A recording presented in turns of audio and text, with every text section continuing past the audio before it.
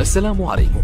لا تنسوا الاعجاب بالفيديو والاشتراك في القناة تشجيعا لنا لنستمر بنشر المزيد ان شاء الله.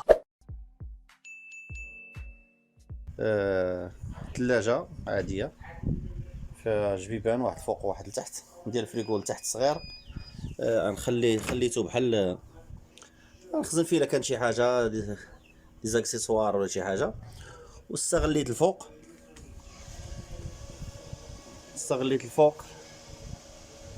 كفقاصة. فوالا شويه غاديكلونجي. فوالا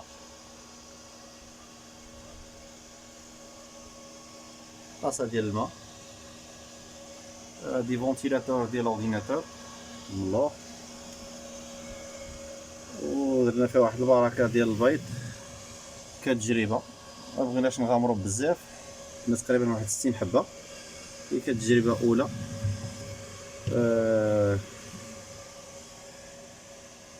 كتجربة أولى، وشوف واش ما كان ان شاء الله. الا كانت حاجه مزيانه نعاودو نزيدو نديرو اربعه. المهم تقدر تزيد 4 شباكي.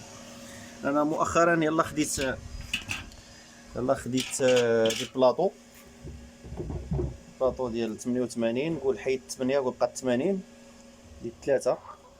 فوالا صوبت لهم هادو ديال الالومنيوم، الجعبه ديال الالومنيوم. فوالا